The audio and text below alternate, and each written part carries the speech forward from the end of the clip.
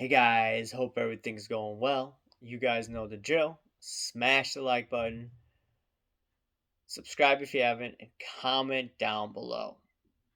Okay, I wanted to do a video based on what a few people have said that went through the junk wax era. And what they told me is that alternative sports cards, let me just say that alternative sports cards don't do well, haven't done well. And the reason why they're going up is because of a fluke. That's pretty much the premise of what they're saying. And here's the thing. Yes, I do believe that these cards are probably not the best time to buy. The time to buy was over a year ago, actually, maybe even a few years ago, as the run up has been really high. I've been sending some of these cards to Probstein and will be in the coming weeks and months ahead as well. And despite that, I am planning to buy them back in the next few years. And I'm talking about sports cards such as these. Actually, this one I'm not going to sell because it's so hard to get. It's a 2013 Khabib Blue Refractor. I showed it in a different video. PSA 10, numbered out of 188. Okay, this card is scarce. PSA 9, I believe, went for $1,500. I don't know what a PSA 10 would go for, to be honest. And here's another card, 2002, Roger Federer. And this is one of his cards from Britain. A BGS 7.5 went for, I think, close to $800 on a PWCC auction. And the thing is, there aren't that many of those cards graded as of right now. And I don't think the pop size is that high. And Roger Federer is definitely in the top two as of right now. It could be the top three as time goes by, but right now, top two. Some people say that, these cards have never held value. And because there's a mania in cards, these cards picked up because people thought there was a scarcity. And that's why I actually bought these. I bought them when I thought they were very cheap. Like I told you in a different video, I bought this card for about $25 shipped from Canada. This one dude made a huge mistake, in my opinion. And I sent it express grading when it was cheaper because I knew that PSA would probably raise prices. So, what, $84 total, shipped both ways about. So I spent what, $110, $120. I don't remember the total amount. And this card, as of right now, could probably get me 2 grand. Could be more, it just depends. If I send it to PWCC, you may see that card price have a ridiculous value. I would not be surprised. But this is a card that won't be sold. I'm not going to be desperate for $100 that I spent on it. Other cards, that are worth thousands of dollars, I'm probably going to be selling that to get my money back. Or to, just to get that money in hand. And then I could maybe buy that card back later, hopefully at a cheaper price. Anyways, so I was saying that some older individuals, that went through the junk wax era, they said, "Hey, these cards never have gone up. There's no point of buying and investing in them." And sure, in the past, they may have not gone up, but here are a few things about our society where I'm going to be super bullish on sports cards in the next few years once it crashes. And here are the reasons why. The US economy is not what it used to be. So when the first junk wax era happened, the American economy still was somewhat strong despite some of the structural problems that there were at the time. You still had, some of these manufacturing jobs here in the US. You still had a robust middle class. Right now, the middle class has been dwindling. I would say since the year 2000, it's been definitely shrinking. Some people say, oh, it happened in the 80s. okay, sure. But since the 2000s, you could see it. That's definitely occurring. And you could see what happened last year. You could see many middle class people lost faith in our system. People already were beginning to question the politicians, the system, etc.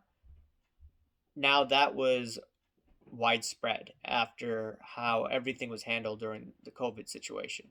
And some people right now still have those thoughts from then. And if you want to look at some of these situations going on right now, there are people in the southeast part of the country that can't get gasoline. There's shortages. Many gas stations are going to be shut down. And sure, the EPA is rolling back some regulations to allow, gas to come to those gas stations. However, these are the type of things that shouldn't be happening in a first world country. And when the system crashes in the next few years, like I've been talking about the stock market and obviously the card market as well, there will be many middle class individuals that will experience pain that they haven't experienced. And it's going to be kind of close to the scale of 2007, in my opinion, the real estate crash. At that point, you could go outside, you didn't have to worry about COVID. I was still able to get internships during that time. Granted, it was still tough, don't get me wrong. Our system still had positives at that time. Now, it's much different. And what will happen, in my opinion, is more people will be dependent on government than in the past. And the government will think about introducing UBI, Universal Basic Income. People may argue that, oh, we already have UBI. Look at the stimulus checks. Okay, that was only on a 2 to 3 time basis in the last year and a half. And in the future, I think it'll be a normal occurrence. And with these UBI checks, people may be using that money. Suppose they're in their 20s or even their 30s, they get a check, they're living with their family, they may just blow it on cards. And in addition to that, I do believe that the US, in order to get out of this next crash, they're going to start trashing the US dollar. And when you trash the US dollar, the currency, you're going to get more inflation, and people will try to find a way to hedge against that inflation. And some of the ways they'll do it, they're going to go into cards like these. They're going to go into NBA cards. They're going to go into baseball cards. And the cycle, in my opinion, is going to be much more quicker. So if we have a correction, it's not going to be for a long period of time like we did in the 1990s, in the 2000s. This time around, they give us UBI checks. The market will probably pick right back up. Add in some more stimulus, add in more funny money from the Federal Reserve. The card market's going to pick right back up. And getting back into other parts of the economy and our society, we have to notice a few other points that are fragile in our society. I always talk about the concept of fragile versus anti-fragile. Not the concept I made, it's from Nassim Taleb. And if you look at our cultural institutions, if you look at, for instance, the Oscars had horrible ratings. A lot of Americans are turned off by it. They don't like it at all. If you look at the NBA ratings, they have gone down the tubes. We could see that once our great cultural institutions, people can no longer, they can't relate to these guys. They don't want to watch it. They'd rather spend time with their family. They'd rather watch old episodes of TV shows that they liked growing up. And what will happen to maybe people a little older than me, they're going to want to get into cards that remind them of the past. So, and I don't think these institutions will be able to recover. I mean, some years they may be able to get some decent ratings, but overall, I don't think these guys are going to be coming back to these institutions. Just watching the NBA, watching the Oscars, etc. Adding in this fact, adding it with the economy that is fragile, in my opinion, people will want to get into sports cards much quicker than after the junk wax era. In addition to that, in my opinion, because the US will most likely debase their currency, because more money printing, because of UBI, people will want to get into cards that are scarce of alternative sports, such as UFC and such as, even tennis and boxing.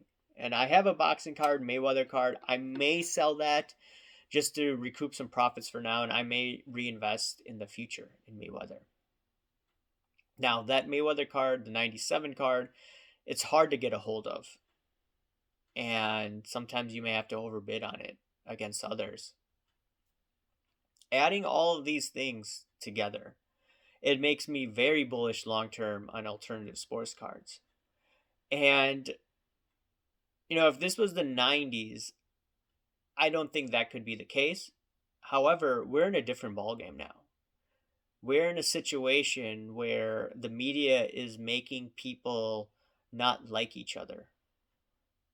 They are basically creating, how should I say it, a situation of in-group preference. And when you have this in-group preference, it's going to create problems in the long run.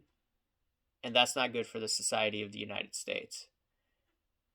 And if you just want to look at how the United States is viewed, people don't look at it like they once did, like in the 1980s or the 1950s. America, unfortunately, isn't as strong as it used to be. That being said, the lower morale in the United States, the worsening economic effects, people will want to get involved in items that make them feel good. When, there's despair and lack of hope in the media and around them, all this negativity, people will want to find ways to make them feel better. I think cards is one way people can do that.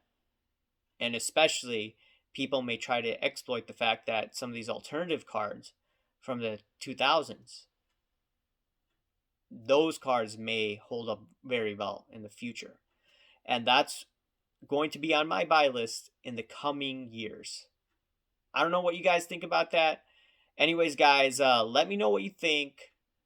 Comment down below, smash the like button, subscribe if you haven't, and I'll talk to you later, guys. Thanks. Bye.